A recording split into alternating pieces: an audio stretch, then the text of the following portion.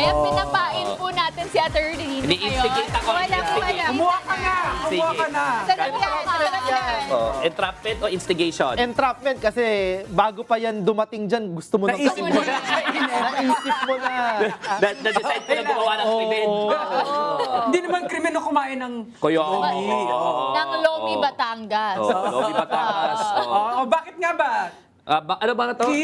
Hindi, may intro muna tayo. May show tayo. Guys, live tayo, live. May live. Welcome pa rin po sa With Due Respect kasama ang Team Pinas. Magmumukmang tayo with a twist. Dito magbibigay lang tayo ng short comment sa unang personalidad na maaalala natin sa itatampok na pagkain dito sa Lomi, Batangas. Kaya naman, alamin na natin ang menu for the day dito lang yan sa Mukbangayan! Kain na nga po sila.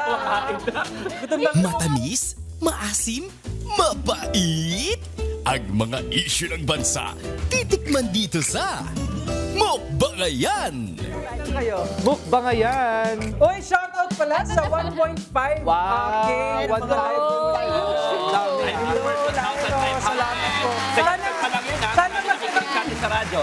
Tama, sana Sana masarap yun ang merienda. Oo, sana nagme-merienda din sila. Marami pong salamat sa pagsubaybay sa With Due Okay, Respect. so yan nga, kumakain na kayo ng lomi na sikat at galing sa... Sarap na yun. Batangas. So may mga Batanggenyo yatang nag-aaway this week. Yeah. Oo, parang may isang... Alam pagkasarap na re. Ingat lang, mag-aalit yung mga ano, pero yes, ang sarap yan eh. Kaya nga, Ngayon, ako naaalala ko nung simula yung linggo, may dalawang Batanggenyong nag-aaway. Yung isa ay si Executive Secretary Ralph Recto. Okay. At si Solar Boy. Congressman Leandro Leviste. Pag mo tawagin solar boy, hindi naman nag-deliver ng solar energy. Ay, Hindi Solar Boy. okay. Solar Boy. Puro expose ng walang resibo. Okay. Diba? Nag-aaway nga, no? Dahil, ano nga ba pinagawayan nila this week? Hindi, alam mo, sa totoo lang din, kasi bilang naobserbahan natin, mukhang si Congressman Leviste, may plano na tumakbo bilang governor ng Batangas. Yes. Grabe, ganun ba siya na boss Kaya sa house? kaya biglang nagiging may mga patutsada siya ngayon sa mga rekto, no? Kaya makikita mo din, itong nakaraan lang, I think kahapon lang ata yung Facebook post niya na sinasabi niya na meron daw siyang survey na kinumisyon na nagpapakita na medyo mababa naman na daw yung suporta sa mga rekto, no? Pagkatapos niyang i-deny na wala naman daw siyang interes na tumakbong gobernador, ha? Ano ba talaga? Parang ang track record ni Congressman Leviste, may sasabihin siya, tapos parang wala naman siyang follow-through. Tinan mo daldalero. Tong si daldalerong si Leandro Leviste, ang hilig kasi na mag-expose at magsasabi pero wala naman pala talagang Wala basis. naman. Unahin natin. Sabi niya may Cabral file siya. Hindi naman nilaban yung Cabral file. Sabi niya ilalabas niya sa in due course pagdating ng panahon at hindi pa raw tamang panahon kung sino mga nakalagay doon. Hindi naman niya nilabas. Puro papabida, pagdadaldal, Papreskon pa. papapreskon, chismoso, wala namang nilalabas na listahan. Sabi niya yung threat raw sa kanya, marami daw nananakot sa kanya, tinatakot daw siya. 'Di ba? Nanganganib daw ang kanyang buhay, halos may pag-iyak-iyak pa. Hindi naman pinangalanan kung sino. Hindi naman naglabas ng ebidensya. Sabi niya ngayon, meron siyang vote buying and kickback allegations lahat daw sa House. Naglalagay. Nagalit tuloy-tuloy si mamayang Liberal Party si Representative Laila de Lima. Kasama ako sa nangampanya dyan, ha? Hoy, hindi kami naglalagay. At abonado pa nga kami, no? Nangampanya kami ng tama, disente, at nakakuha kami ng napakaraming boto dahil tama kami mangampanya. Tama. No? So wag ka nag-aalegasyon dyan. Kung may alegasyon ka, may prueba ka talaga, kasuhan mo itong mga taong to. Hindi yung daldal ka na naman ng daldal. Ginawa mo na rin yan doon sa USEC dati ng DPWH. Sinabi mo, involved. Yung pala, nagkamali ka. Tama. No? So, ano ba Tama. klaseng daldalero, puro allegations? Ang tawag sa'yo, ha? Grandstanding. Ano ba tawag doon? Napaka-grabing grandstanding, pero wala namang substance. At ginagawa mo ba yung trabaho mo? Sila Laila de Lima, 130 plus bills and resolutions filed. No? Yung mga kasama mong newbie dyan, ha? Neophyte dyan sa House of Representatives, kahit sila Chel Joke na may sandaan, ikaw 17. Bills Marami and pa yata resolutions siyang filed. sinaping kesa na i-file na bill, eh. Oo, mas marami ka pa sinaping, no? Tapos nakita yung video mo na mimigay ka ng 500 pesos sa kapila yung mga tao. Ano yun? Dinidinay mo ba yan o totoo yun? So sasabihin mo, pera mo? Wait, Sorry, nag-break Parang ako. lalo ka na. Sarap. parang Kaya sinasabi nun, sana all may 6 billion para i-donate sa foundation niya. Hindi, tsaka pera mo, tandaan mo ha, nakuha mo yung yaman mo nung binenta mo yung stake mo doon sa kumpanya na hindi naman nag-deliver ng mga electricity.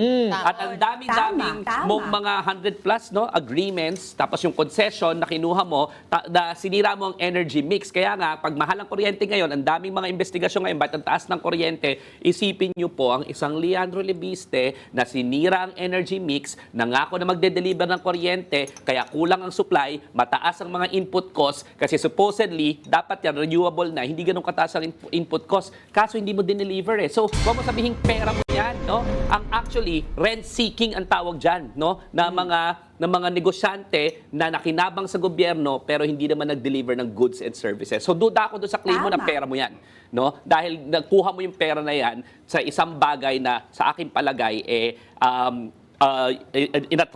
laki ng atraso mo sa sambayan ng Pilipinas. Welcome back po sa vlog ni Attorney Dino De Leon. Hindi po to bite-size batas. Ano kaya? Kain ako ulit Ano kaya opinion namin dito? Ang gusto ko lang sabihin, no, si Congressman Leviste, lagi lang natin tatandaan kapag ka nagtuturo ka, mas marami talagang mga daliri, no, ang nakaturo pabalik sa'yo. I think case to ng grabing projection Una, yung sinasabi niya sa House na lahat naman daw ay nagbibili ng boto at maraming nag-commit ng vote buying. Pero ang lumalabas na mga videos ng pamimigay ng pera, siya. Napakaraming mga videos, no? Tapos sinasabi niya na napaka-corrupt ng mga nasa pamahalaan. Ano nga sabi ni Executive Secretary Ralph Recto? Siya ang lumapit para manuhol ng milyong-milyong piso para paatrasin yung kalaban niya. Wala naman palang respeto ito sa mga kadistrito niya. Ayaw bigyan ng totoong choices, no? Yung mga kadistrito niya, kung sinong gusto nilang ihalal na congressman, di ba? Siya ang lumapit sa mga rekto para suhulan din na hindi na daw tumakbo si Governor Vilma, no? Mula sa pagiging gobernador ng Batangas. At anong sabi din ni ES Recto? Na kaya gustong maggobernador at may interes sa Batangas si Congressman Leviste ay maaaring may kinalaman sa kanyang negosyo.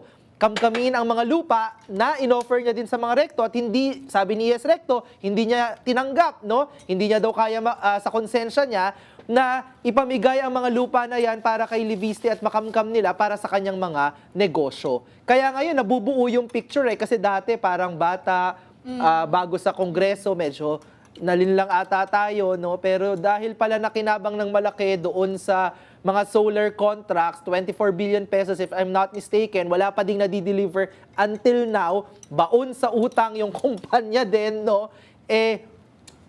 Ito pala, no? Kaya pala kung kumampi sa dating administrasyong Duterte, dahil doon din nakinabang, no? Yun na, malinaw na, no? Kasi nga linaw na ng Lomi. Ang masarap na merienda ito, no? Yan. Pero pinapagalitan na kami. Pero Ina, go ahead. Hindi, wait lang. Hindi kasi isipin, babalikan ko lang yung point din ni Cleve na nung tumatakbo si Leandro, parang ang isip ng taong bayan, ay may bagong mukha. Kahit, alam mo yon, kabisado na natin yung pangalan. Alam naman na natin kung saan galing political family. Pero may idea na kapag panibagong generation ng isang political family, maaring dito manggagaling ngayon yung pagbabago sa politika. Pero napaka-disappointing kasi na ang strategy ng ating bagitong kongresista ay yung dating strategy na rin ng maruming pamumulitika, pagbabackstab sa mga kasama at pagbibili ng kung ano-anong mga favors. At unfortunately, siguro ito yung mark ng pagiging bagito niya, hindi sumasakses. Tama. Correct. So, ano ba? Diba? May chance ka namang baguhin lahat, pipiliin mo yung strategy marumi, tas hindi ka pa sasucess. Baka hindi ka na talaga dapat nasa politika. Tigilan nyo na itong mga nepo babies na mga brat, no? Ikaw, Congressman Leviste, brat ka. Yung ikalawang Pangulo, nepo baby din, brat. Tantanan nyo na kami, nakakapagod kayong kasama.